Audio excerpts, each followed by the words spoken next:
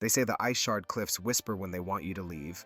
I felt it in the air the moment we crossed into the basin. Something beneath the ice stirred. The ground breathed, almost imperceptibly, with a rhythm that didn't match the wind. And in the gaps between gusts, I could swear I heard something humming. Olivia broke the silence first. "Snow's too quiet," she muttered, crouching beside a spiraling, blue-tipped plant. Luna coral, if I remembered correctly. "Even the wing drakes are gone." Alma didn't respond at first. She stood a few paces behind, flipping through a frostbitten field manual, the pages flapping in the wind like wings. Her fur-lined hood obscured her expression, but I knew what she was doing, cataloging every deviation from the reports. "We're 4 clicks west of the Skyglass Ridge," she finally said, pulling a flag marker from her pack. "These spores weren't in last month's sample logs." Rosso, always more comfortable with tracks than talk, simply pointed. A shallow indentation in the snow, half melted and rimmed with frost. 3 toes, long stride, heavy. This one was moving downhill fast. We exchanged looks, a large apex predator, no doubt. But that didn't explain the melted frost patterns or the cracked cliffside we'd passed an hour earlier. "Thunderblight, maybe?" Olivia asked.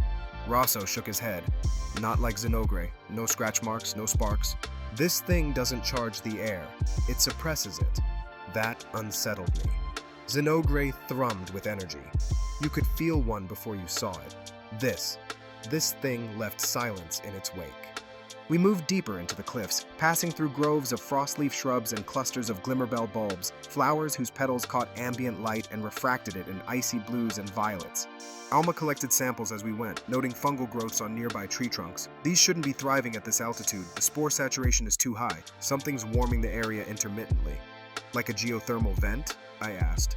She gave me a look. "In a glacial basin with zero tectonic activity? No, something biological." That's when Olivia knelt, brushing aside the snow to reveal a half-scorched patch of earth, blackened but frozen over, a contradiction in itself. "Rosso," she called, "you seen anything like this before?" He frowned, running a gloved hand over the edge of the melt. "Yeah, once." We waited. He didn't elaborate. Midday came and went, though the sun never really broke the haze. Pale light filtered down through snow-laden branches, catching on the frost-covered ridge as we climbed to higher ground. We reached a plateau overlooking a wide, frozen lake, Mirror Heart Hollow, named for the way its surface reflected the sky with perfect clarity on still days. Today, it was fractured. "Something breached it," Alma said, stepping closer to the edge. "From below." I nodded, pointing at the radial cracks. "There's a depth bubble." "Look, see the coloration around the ice ring? Whatever came through was hot. It boiled the water before it froze again." "A lava variant?" Olivia asked, half hopeful. Alma shook her head. "No known variant carries both cryo and thermal residues. This is unique." Rosso tapped his boot against a raised shard of ice. "Not just brute strength. This thing's smart. It came up here deliberately, left the trail cold for hours." "How do you know that?" I asked. "Because it circled back. See that ridge?" He pointed to a shallow arc around the perimeter of the lake. "Same prints, mirrored direction. It doubled back to confuse us." "Which means it knew it was being followed," Olivia added. That realization sat heavy in the air. We set camp near a jagged stone outcrop known as the Weeping Fang, a stalactite-like cliff formation shaped by centuries of glacial erosion. Alma brewed us bitter leaf tea from dried snowthorn pods she packed from the base camp. As we drank, her tone shifted. "I don't think this is just a hunt," she said. "The ecological reports from this region have been corrupted, scrubbed even. Someone's hiding something." Rosso stirred the fire with a half-frozen stick. "You're saying the guild knew this thing was here?" "No, I'm saying the guild thinks it's extinct." Olivia turned to her, voice low. "What is it, Alma?" She pulled a worn leather notebook from her coat, older than her official field guide. I'd seen it before but never asked. She flipped to a page marked with an ink sketch, a long-snouted creature adorned with jagged dorsal plates. Beside it, a series of glyphs that didn't match any language I knew. "A prototype species," she said. "Anjanath subspecies theorized to have developed electrocryo adaptations, a living generator, codenamed Fulgur in pre-guild field notes." Rosso leaned closer. "I've seen those markings," he muttered, "back near the Split-Tooth Ravine, carved into the ice walls." "Ice runes?" Olivia asked. "Not runes, warnings." Late that night, the sky cleared briefly. Stars shimmered over the cliffs like shards of glass embedded in the heavens. I couldn't sleep. I walked to the lake edge again, boots crunching through the crystalline snow, and stared at the fractures in the ice. There were no sounds, no insect clicks, no avian cries, no howling from the ridge, just silence. The same silence we'd been feeling since we arrived. Heavy, electric. And then, distant, faint. A thrum, like thunder, but lower. It didn't come from the sky. It came from below.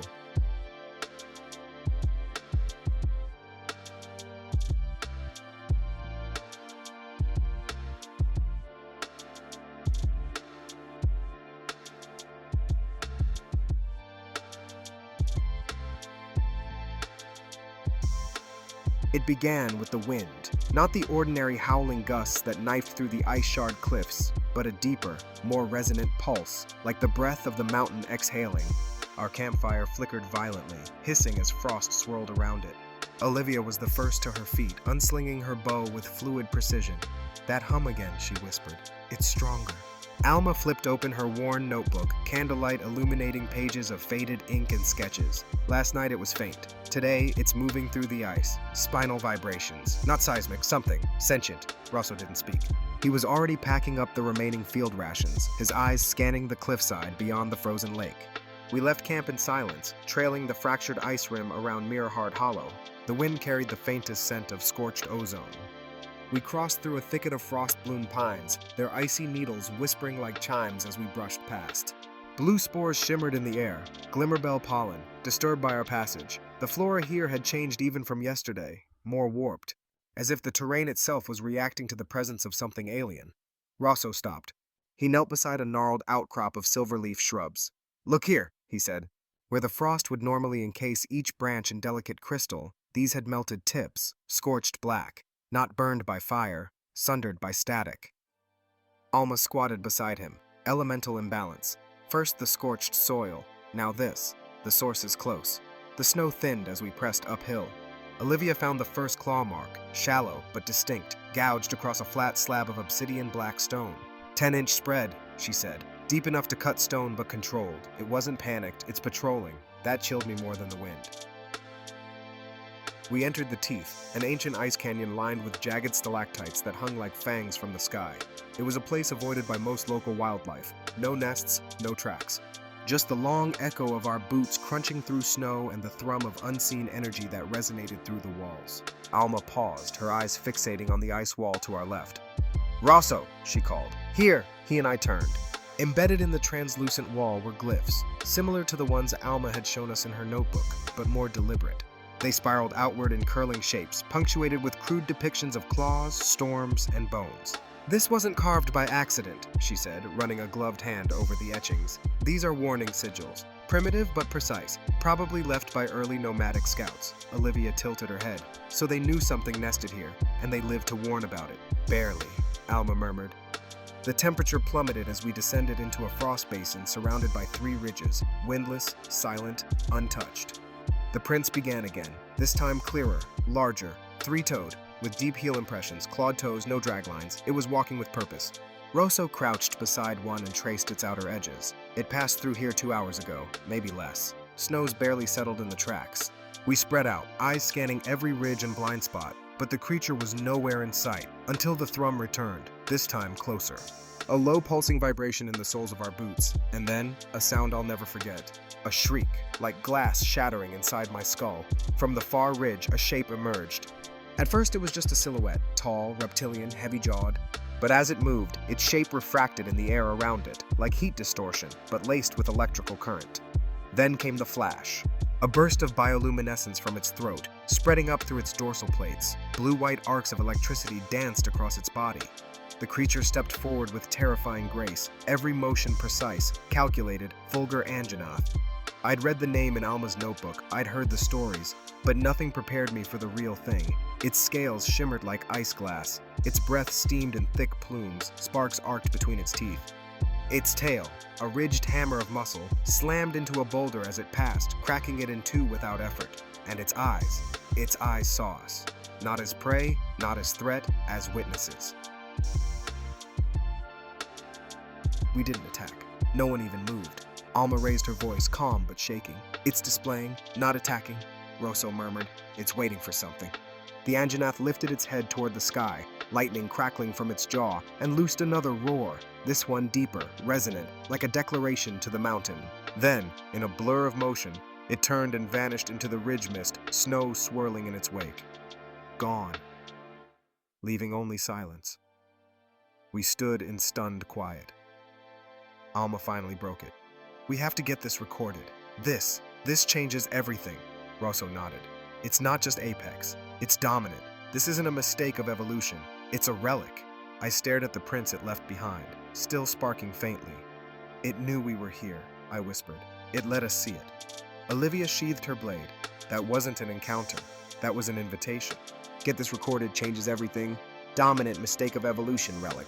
Sparkling faintly. Knew we were here. Invitation. Wasn't an encounter, invitation?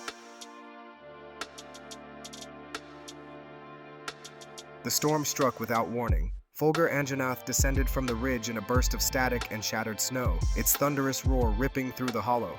It was no longer the mysterious force we'd tracked for days. It was a predator, electric and enraged.